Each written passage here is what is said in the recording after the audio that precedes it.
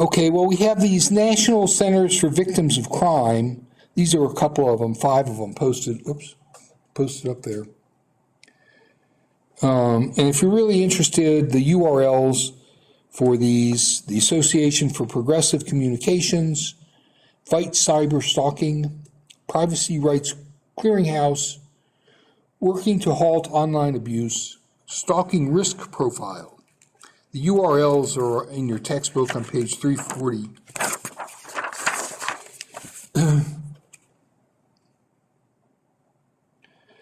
I know, people my age and younger who just have completely given up on social media. And most of these individuals don't fit the demographic of young people who are still making bonds, finding mates, making new friends. Most people in their 40s and 50s and older are in established family units, and the people that they see and interact with, generally, they see and interact with them every day. Now, that's not entirely true, because I have siblings that live all over the country, and we regularly use email to talk to each other, but we don't visit on Facebook. And the ads that I see on Facebook, they're offensive. They're offensive. And some of them are so dumb and obviously false that it just, something goes off in my brain. Why am I looking at this? Okay, so there are sexual predators, which are really bad people. Now, often the police, law enforcement, courts have been criticized for not doing enough to protect minors for encounters with sexual predators. The conferment of Judge Jackson, it was recent for the Supreme Court, all the Republican senators went after her and said that she was too lenient on giving out sentences to sex offenders. Of course, there's much more opportunity to do that online. You have no idea who you're talking to. It could be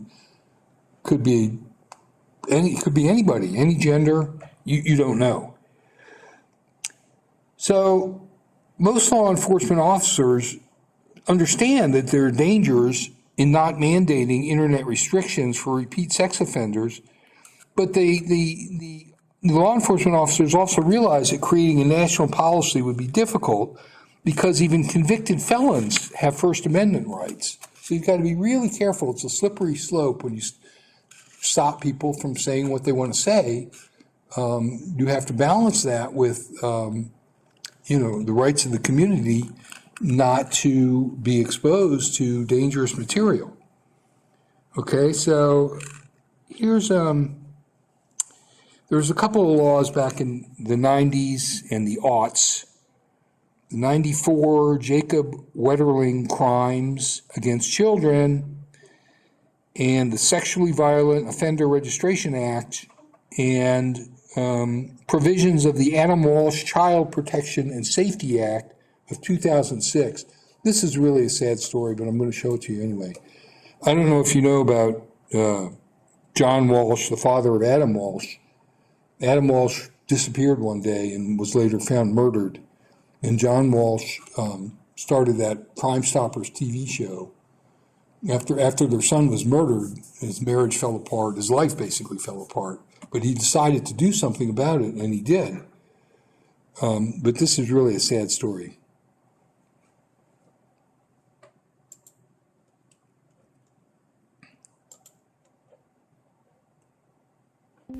Without the act, the United States would be very different, because children would be more vulnerable to abuse, sexual harassment, abduction, etc. It changed.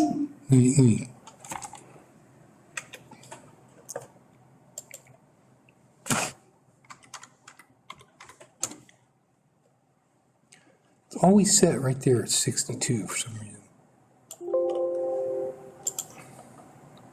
Many people, and it also helped people to have a better view on child abuse and other related topics. The topics about child abuse are now more in depth. More people now know about the negative impacts that child abuse has on adults and children. Also, we are more aware of sex offenders and kidnappers, crime-committing people. Back then, Amber Alerts did not exist. This was even before pictures of missing children were from anywhere and everywhere. Adam Walsh's tragic disappearance and murder changed all of that. According to Crime History, on July 27, 1981, Adam's mom had left home to play in the toy section of a Sears store in Hollywood, Florida, where she shopped. When she came back to get him, she could not find him anywhere. Adam's mother and grandmother searched the shopping center, failing to find the boy, and their panic was growing by the minute. Finally, the police arrived 2 hours after Adam disappeared. Adam's father, John Walsh, worked with him to try and find his son. For over 2 weeks, there was no sign of the little boy. On August 10, 1981, fishermen found Adam's decapitated head in a Vero Beach canal, which was 120 miles away from where he was missing. The rest of Adam Walsh's remains have never been found. Adam's mother and father, Reve and John Walsh, did not have an easy relationship with the police during the time of investigation for his death. Many reports claimed that the Walshes assumed that the Hollywood Police Department messed up parts of the investigation. The police did not deny to doing so. They later apologized to the Walsh family after they realized that they had enough evidence to close the case. Otis E. Toole was believed to be the murderer of Adam Walsh. He made 24 documented confessions of killing Adam, but he later recanted. There were reports that Toole had written a letter to the Walsh family in 1988 stating that he would reveal the location of Adam's body for $5,000. The police tested the bloodstained carpet in Toole's car. At the time, DNA testing was not as advanced as it is today, so the police could not link the blood to Adam. When they tried to test it again in 1994, the car and the carpet was lost, so the police could not test it again. Today there are 419 registered sex offenders just in Gaston County. There are thousands in North Carolina. The Adam Walsh Act has had a great impact on society. If one wants to know about sex offenders, they can just go on the internet and look it up.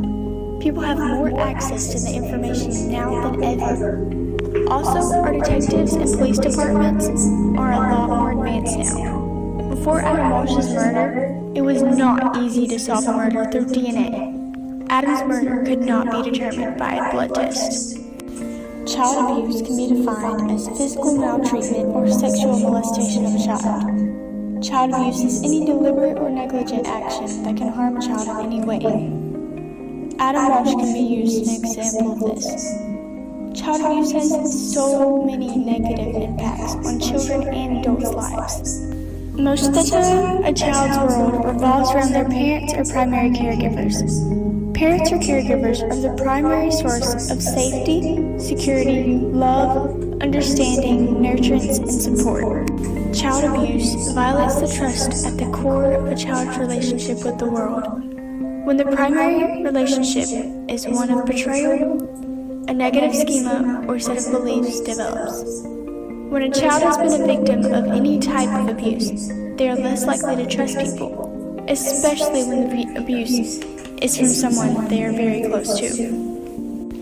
When a child has been a victim of any type of abuse, they are less likely to trust people, especially when the abuse is from someone they are very close to. When a child is a victim of molestation, abuse, sexual harassment, etc., that can scar their life forever. You get the idea. So the internet really enables the proliferation of this sort of behavior. And you're all adults, but perhaps some of you have children. You need to talk to them about this sort of thing. Okay, so